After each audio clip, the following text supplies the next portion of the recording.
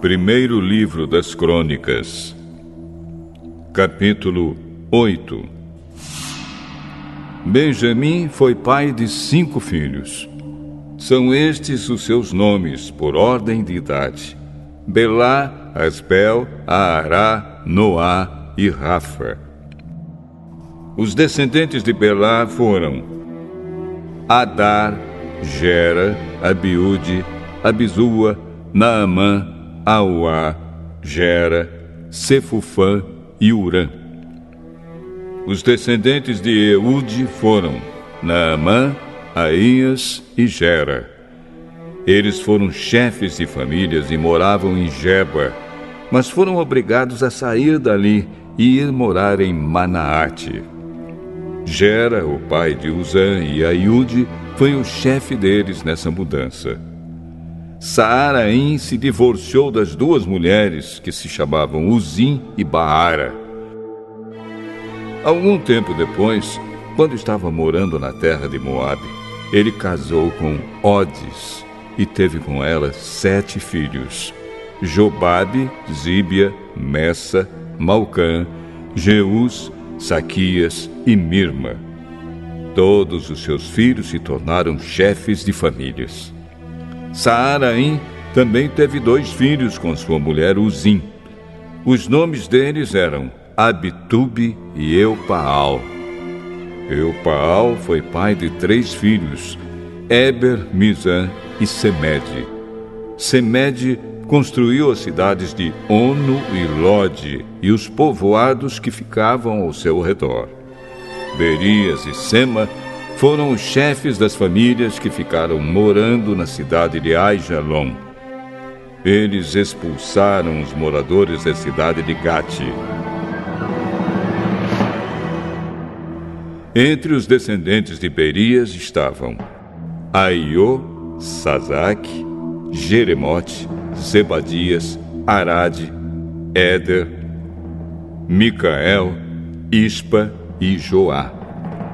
Entre os descendentes de Eupaal estavam Zebadias, Mesulã, Izeque, Eber, Ismerai, Islias e Jobabe.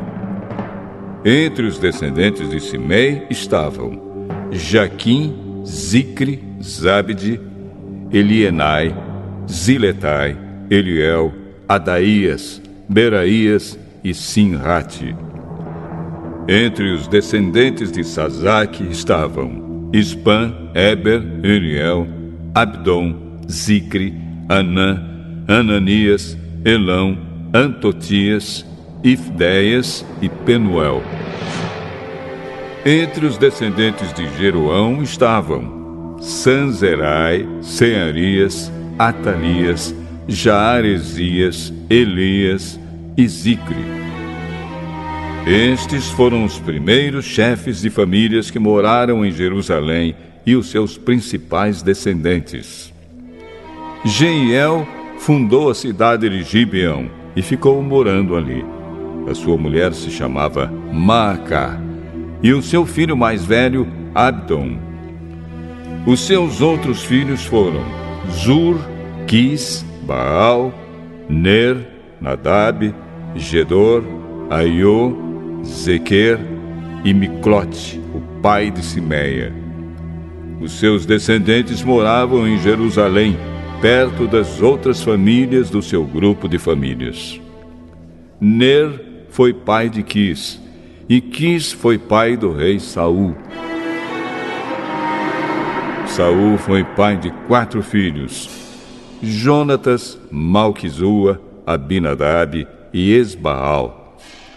Jonatas foi pai de Meribe-Baal, que foi pai de Mica. Mica foi pai de 4 filhos: Pitom, Meleque, Tareia e Acás.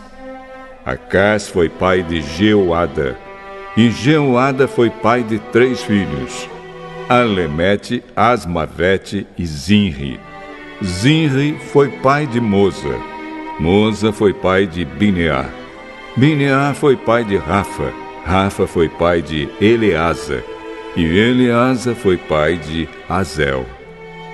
Azel foi pai de 6 filhos: Azricã, Bocro, Ismael, Searias, Obadias e Anã.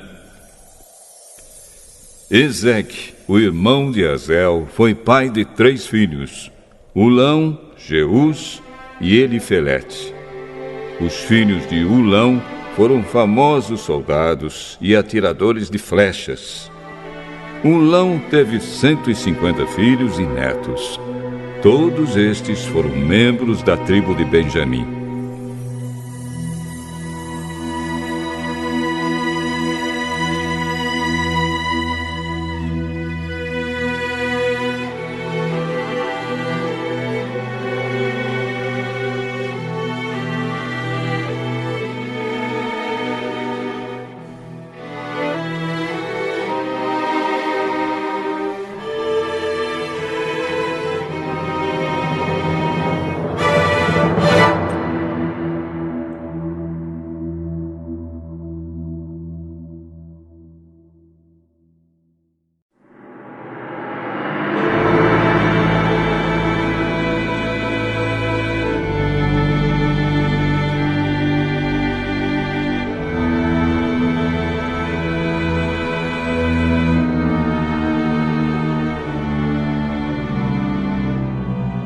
Primeiro livro das Crônicas, capítulo 9. Fizeram uma lista de todo o povo de Israel de acordo com as suas famílias, e isso foi escrito no livro dos reis de Israel. O povo de Judá havia sido levado prisioneiro para a Babilônia como castigo pelos seus pecados.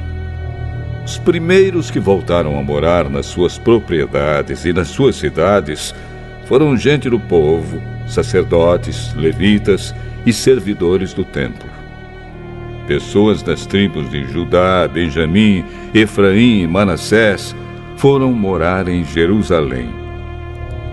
690 famílias da tribo de Judá moraram em Jerusalém.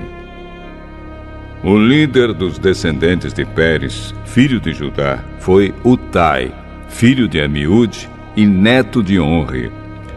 Entre os seus antepassados estavam Inri e Bani. O líder dos descendentes de Selá, filho de Judá, foi Asaías, que era o chefe da sua família. O líder dos descendentes de Zera, filho de Judá, foi Jeuel. 690 famílias da tribo de Judá moraram em Jerusalém. O líder dos descendentes de Pérez, filho de Judá, foi Utai, filho de Amiúde e neto de Onri. Entre os seus antepassados estavam Inri e Bani. O líder dos descendentes de Selá, filho de Judá, foi Asaías, que era o chefe da sua família. O líder dos descendentes de Zera, filho de Judá, foi Jeuel.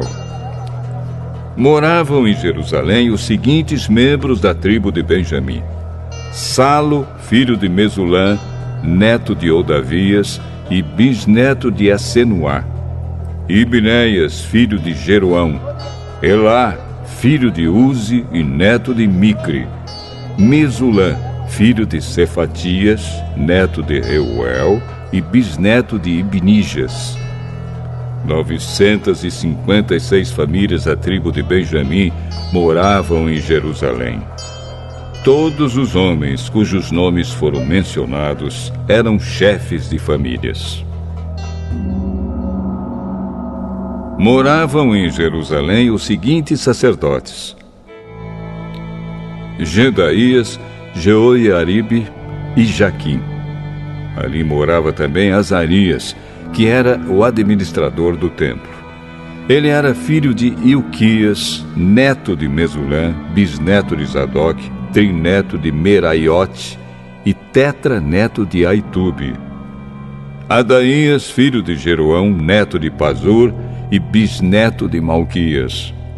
Masai, filho de Adiel, neto de Jazera, bisneto de Mesulã, trineto de Mesilemite e tetraneto de Imer. Havia 1.760 sacerdotes que eram chefes de famílias. Eles estavam preparados para fazer todos os trabalhos do templo.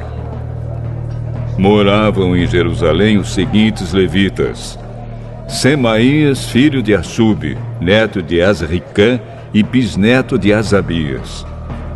Ele era do grupo de famílias de Merari, Baquebacar, Eres e Galau.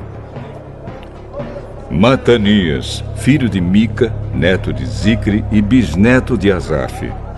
Obadias, filho de Semaías, neto de Galau e bisneto de Gedutum.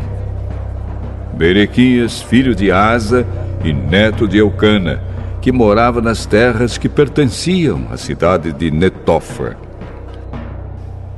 Moravam em Jerusalém os seguintes guardas do templo: Salum, Acube, Talmão e Aimã. Salum era o chefe deles. Desde aquele tempo até hoje, membros dos seus grupos de famílias têm sido guardas do portão do rei, que ficava no lado leste do templo. Antigamente, eles eram os guardas dos portões dos acampamentos dos levitas. Salum, filho de Coré e neto de Ebiasaf, e também os seus parentes do grupo de famílias de Corá, eram os encarregados de guardar a entrada da tenda da presença de Deus, como os seus antepassados haviam sido quando eram os encarregados do acampamento de Deus, o Senhor. Naquela época, Finéias, filho de Eleazar, que o Senhor esteja com Finéias, era o chefe deles. Zacarias, filho de Meselemias, também era guarda da entrada da tenda da presença de Deus. Ao todo, 212 homens foram escolhidos para serem guardas dos portões. Os nomes deles foram escritos numa lista, de acordo com os povoados onde moravam. O rei Davi e o profeta Samuel é que haviam colocado os antepassados deles nesses cargos de confiança. Eles e os seus descendentes guardavam os portões da área do templo. Havia um portão de frente para cada uma das direções: norte, sul, leste e oeste. E cada portão tinha um guarda-chefe. Esses guardas eram ajudados pelos seus parentes que moravam nos povoados e que se revezavam no trabalho de 7 em 7 dias.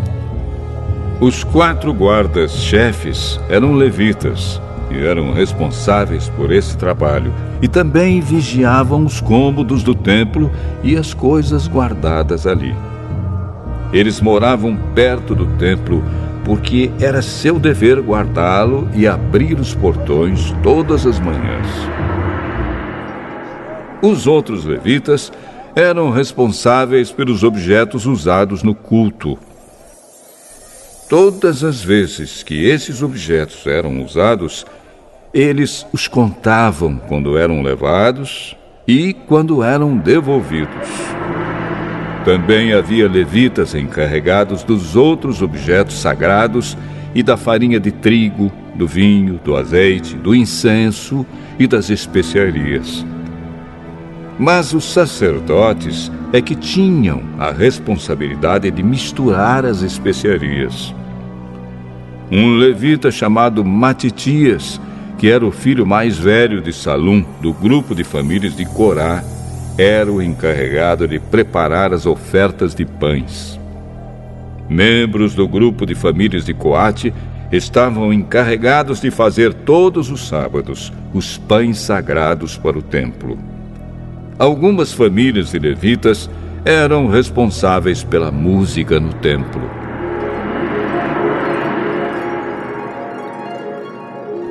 Os chefes dessas famílias moravam nos cômodos do templo e não tinham outros deveres, pois estavam ocupados no seu serviço de dia e de noite. Foram estes os chefes de famílias de levitas, de acordo com a lista dos nomes dos seus antepassados. Eles eram os líderes que moravam em Jerusalém.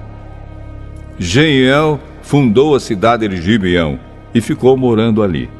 A sua mulher se chamava Maaca. O seu filho mais velho se chamava Abdon. E os outros eram Zur, Quis, Baal, Ner, Nadab, Gedor, Aiô, Zacarias e Miclote. Miclote foi o pai de Simeia. Os seus descendentes moravam em Jerusalém, perto das outras famílias do seu grupo de famílias. Ner foi pai de Quis, e Quis foi pai de Saul. Saul foi pai de 4 filhos: Jonatas, Malquizua, Abinadab e Esbaal. Jonatas foi pai de Meribe-Baal, e Meribe-Baal foi pai de Mica. Mica foi pai de 4 filhos: Pitom, Meleque, Tareia e Acás. Acás foi pai de Jaerá, e Jaerá foi pai de 3 filhos: Alemete, Asmavete e Zinri. Zinri foi pai de Moza. Moza foi pai de Bineia. Bineia foi pai de Refaías. Refaías foi pai de Eleasa. E Eleasa foi pai de Azel. Azel foi pai de 6 filhos: Azricã, Bocro, Ismael, Searias, Obadias e Anã.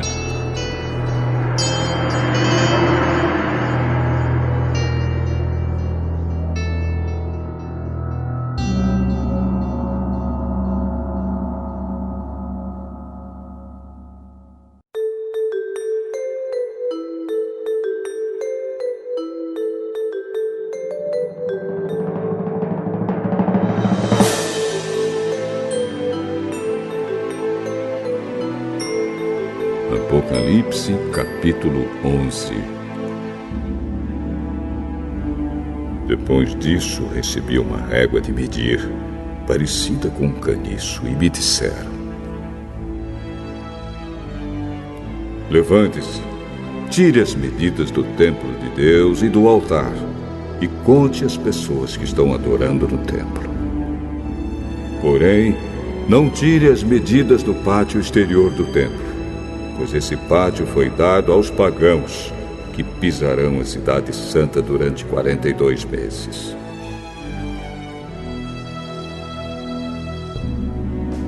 Eu enviarei as minhas 2 testemunhas, vestidas com roupa feita de pano grosseiro, e elas anunciarão a mensagem de Deus durante 1260 dias.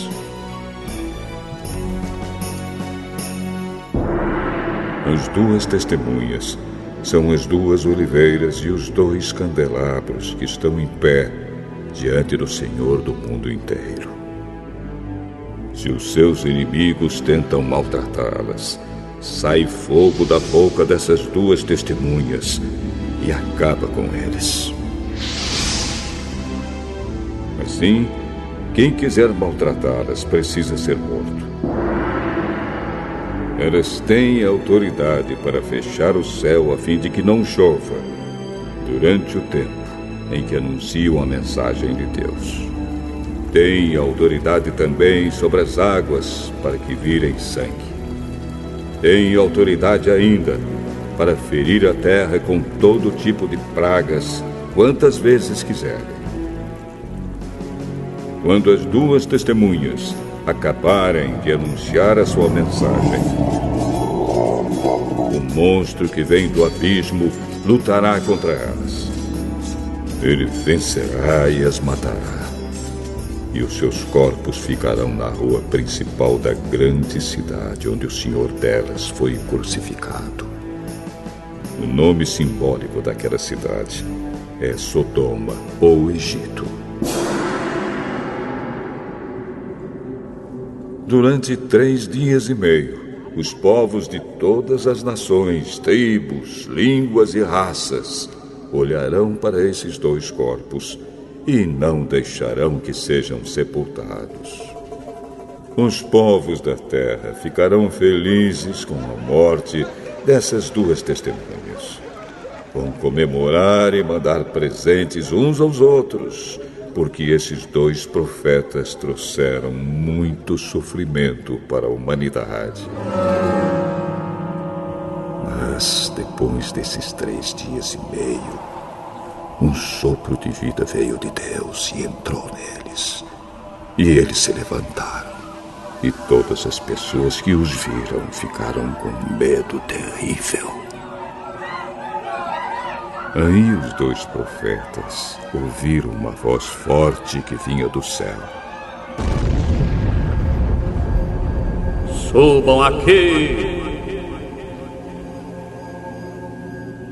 Enquanto seus inimigos olhavam, os 2 profetas subiram ao céu numa nuvem.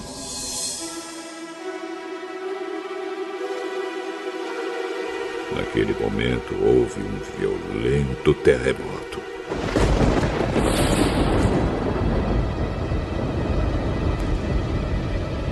A 10ª parte da cidade foi destruída e morreram 7.000 pessoas.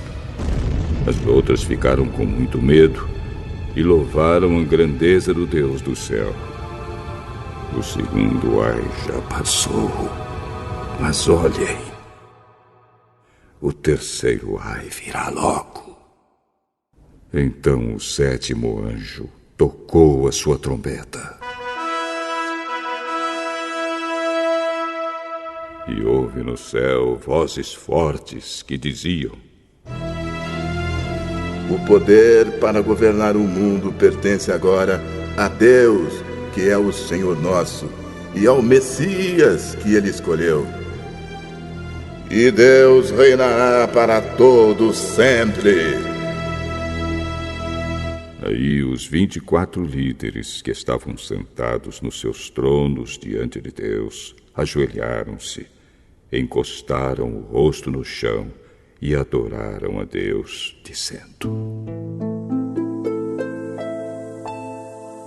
ó Senhor Deus Todo-Poderoso, que és e que eras, nós te damos graças porque tu tens usado o teu grande poder e começaste a reinar. Os pagãos estão muito furiosos porque já chegou o momento de mostrares a tua ira e a hora dos mortos serem julgados. Chegou o momento de recompensares os teus servos, os profetas, e todo o teu povo, e todos os que te temem, tanto os importantes como os humildes. Chegou o momento de destruires os que matam pessoas da terra. Então se abriu o templo de Deus que está no céu, e a arca da aliança foi vista lá dentro.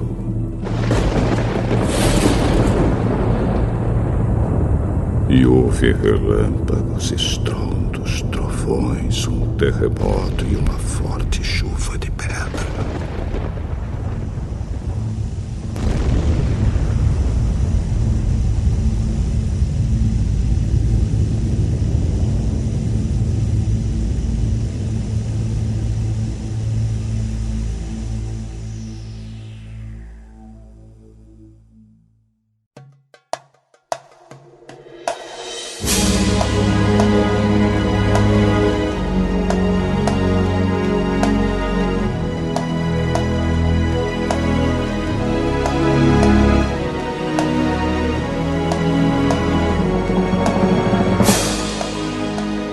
Apocalipse, capítulo 12.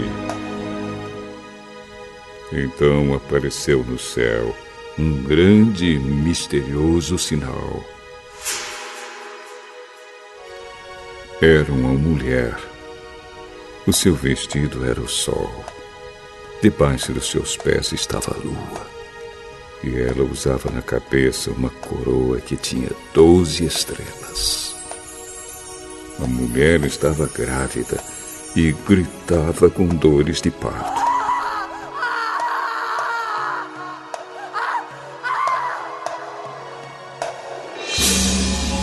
E apareceu no céu outro sinal.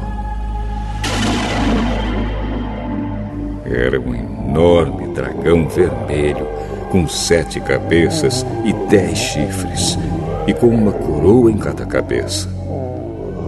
Com a cauda ele arrastou do céu a 10ª parte das estrelas e a jogou sobre a terra. Depois parou diante da mulher grávida, a fim de comer a criança logo que ela nascesse.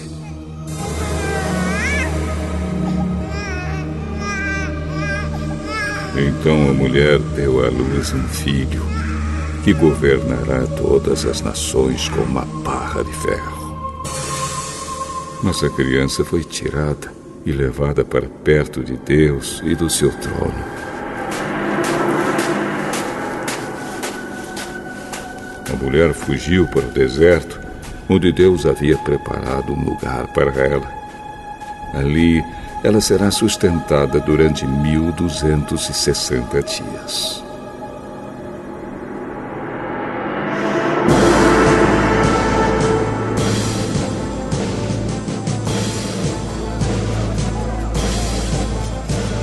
Depois houve guerra do céu. Miguel e os seus anjos lutaram contra o dragão, que combateu junto com seus anjos. Mas o dragão foi vencido, e por isso ele e os seus anjos não puderam mais ficar no céu. O enorme dragão foi lançado fora do céu.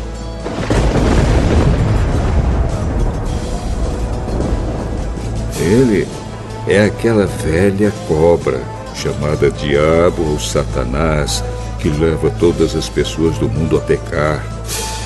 Ele foi jogado sobre a terra, e os seus anjos também foram jogados junto com ele. Então ouvi uma voz forte no céu que dizia: Agora chegou a salvação de Deus. Agora Deus mostrou o seu poder como rei. Agora o Messias que ele escolheu mostrou a sua autoridade. Pois o acusador dos nossos irmãos, que estava diante de Deus para acusá-los dia e noite, foi jogado fora do céu. Os nossos irmãos o derrotaram por meio do sangue do Cordeiro e da mensagem que anunciaram. Eles estavam prontos para dar a sua vida e morrer. Portanto, ó céu e todos vocês que vivem nele, alegrem-se. Mas, ai da terra e do mar, pois o diabo desceu até vocês e ele está muito furioso, porque sabe que tem somente um pouco mais de tempo para agir. Quando o dragão viu que tinha sido jogado sobre a terra, começou a perseguir a mulher que tinha dado à luz o menino. Porém, a mulher recebeu as 2 asas de uma grande águia para poder voar para o seu lugar no deserto, onde ela será sustentada durante 3 anos e meio, livre do ataque do dragão. Então, o dragão lançou água da sua boca, como se fosse um rio, atrás da mulher, para que ela fosse arrastada pelas águas.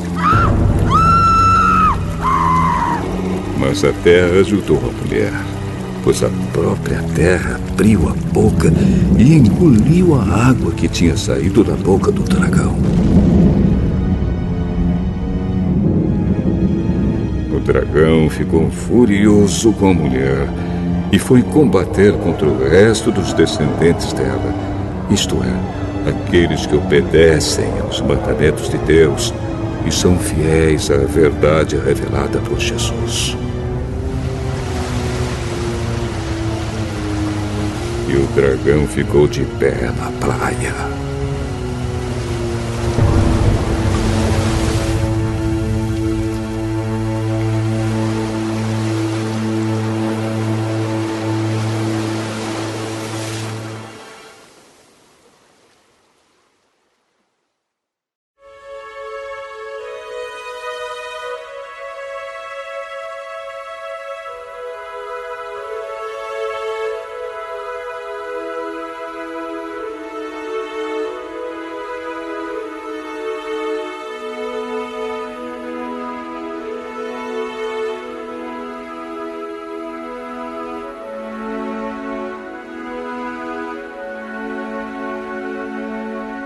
Provérbios, capítulo 28.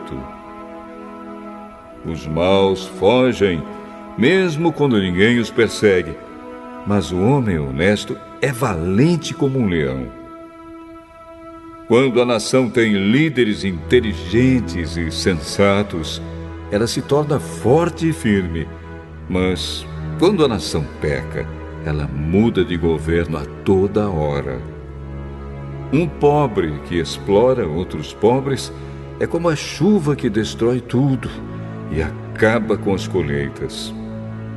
Quem não respeita a lei de Deus está do lado dos maus, mas quem lhe obedece está contra eles. Os maus não sabem o que é justiça, mas os que procuram conhecer a vontade do Senhor sabem muito bem. É melhor ser pobre e honesto do que rico e desonesto. O moço que obedece à lei de Deus é inteligente, porém o que anda em más companhias é uma vergonha para o seu pai. Quem fica rico emprestando dinheiro a juros altos e explorando o povo, acaba deixando a sua riqueza para quem é bondoso com os pobres.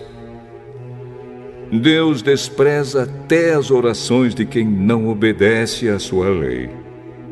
Quem engana uma pessoa honesta e a leva a fazer o mal, cairá na sua própria armadilha, mas quem é correto será bem recompensado. Os ricos sempre pensam que são sábios, mas o pobre, que é inteligente, os conhece muito bem. Quando os bons alcançam o poder, todos festejam, mas quando o poder cai nas mãos dos maus, o povo se esconde de medo. Quem tenta esconder os seus pecados não terá sucesso na vida, mas Deus tem misericórdia de quem confessa os seus pecados e os abandona. Quem teme ao Senhor é feliz, mas quem se revolta contra Ele cairá na desgraça. Como um leão furioso ou um urso feroz, assim é o governo mau que domina um povo pobre. O governador sem juízo será um ditador cruel. Aquele que odeia a desonestidade governará por muito tempo. O assassino cava muito depressa sua própria sepultura. Não tente fazê-lo parar. Quem é honesto tem segurança, mas quem é desonesto logo fracassa. Quem cultiva sua terra tem comida com fartura, mas quem gasta o tempo com coisas sem importância sempre será pobre. A vida da pessoa honesta é cheia de felicidade, mas quem tem pressa de enriquecer não fica sem castigo. É errado favorecer alguém no tribunal, mas alguns juízes fazem isso, até por pouco dinheiro. O ganancioso tem tanta pressa de ficar rico que nem percebe que a pobreza está chegando. Corrija uma pessoa e no futuro ela apreciará isso mais do que se você a tivesse elogiado. Quem acha que não é pecado roubar do seu pai ou da sua mãe é pior do que um ladrão comum. O egoísta sempre causa problemas. Quem confia no Senhor terá sucesso. Quem confia em si mesmo é tolo, mas quem segue os ensinamentos dos sábios terá segurança. Quem dá aos pobres não passará necessidade, mas quem faz de conta que os pobres não existem será muito amaldiçoado. Quando os maus sobem ao poder, o povo se esconde de medo. Quando eles caem do poder, o número das pessoas honestas aumenta.